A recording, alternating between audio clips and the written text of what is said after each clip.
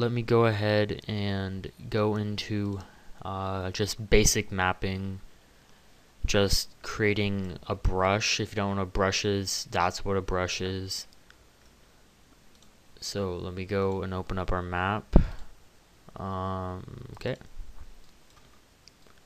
So what I'm going to go and do is just draw a brush right here. Now, I don't know if this is true, but I believe that if you make everything even and mathematical, it makes the map run smoother because the CPU doesn't have to work as hard to calculate all of the uneven little calculations and stuff. So as you can see, all I did was left click and drag and made this little box that you can also see in our 3D view over here, and I'm moving around with my arrow keys. If you want to go up, hold down Control, right click and drag either up or down. Now if you want to look up or down, hold down Control and Shift and look up or down while holding down your right mouse. Now to select something, you usually want to select things in your 3D view. That's how I work, because you always make sure that you aren't selecting the wrong thing. You hold down Shift and left click. As you can see, it appeared red right here. So pretty simple stuff. What we're going to go ahead and do is make sure we're showing all of our textures by going to Texture, Show All, or as it shows here, we can just click Control A. And what we're going to want to go ahead and find is a nice ground texture. So we're going to go to Usage, Ground, and let's put concrete just for now. Nice and simple. And we're going to want to go ahead and draw a little wall. So I usually keep my grid in 8. If you want it more precise, you go down to 1 or even lower than that. So all I'm going to go ahead and do is draw a wall. So I'm going to make this about 1 box thick. And I'm going to leave 2 little boxes around each edge. So you see 2 boxes wide, 2 boxes across. Enough room for the zombies to spawn and walk around in.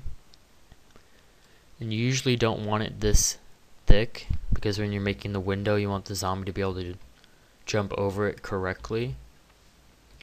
And as you can see, it is on the ground and it's not a wall yet.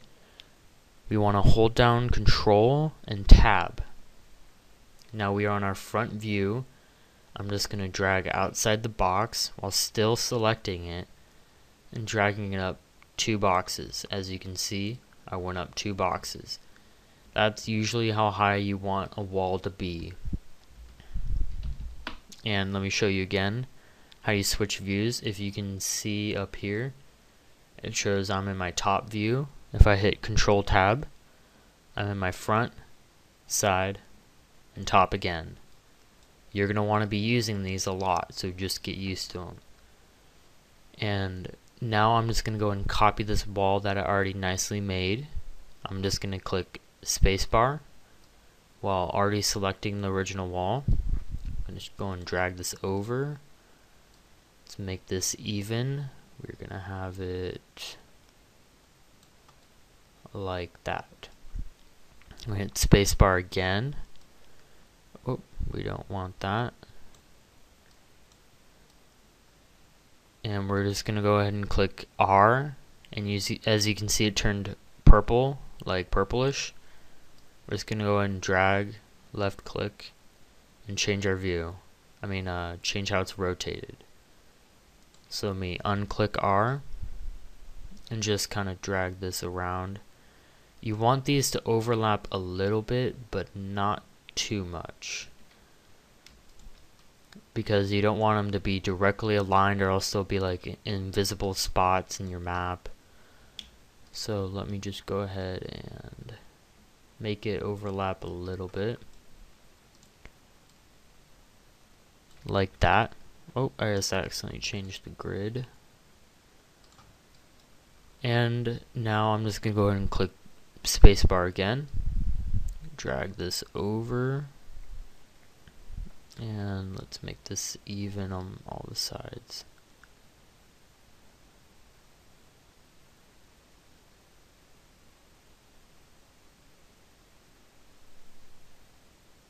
Okay, that looks pretty good.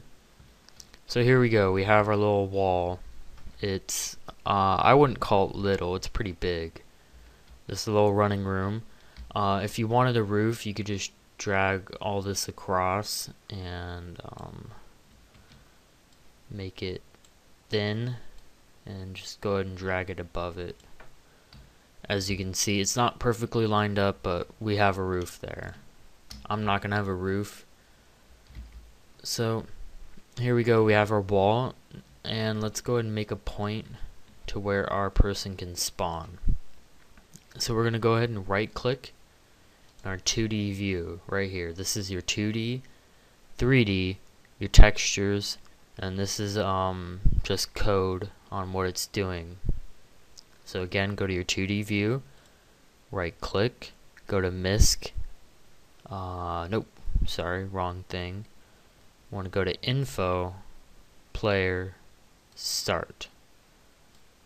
Now let's go ahead and just put our guy in the middle. Let's hit Control Tab, and we're going to want him to be 1 or 2 boxes above the ground. We don't want him in the ground because then he can't move.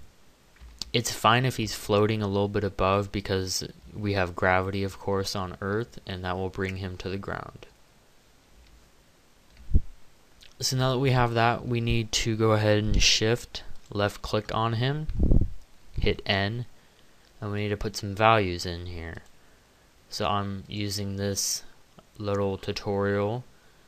I use this just if I forget certain things and if I need to add values that I forget because I don't know them by heart.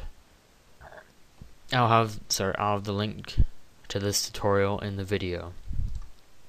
So let's go ahead and copy the key and the value.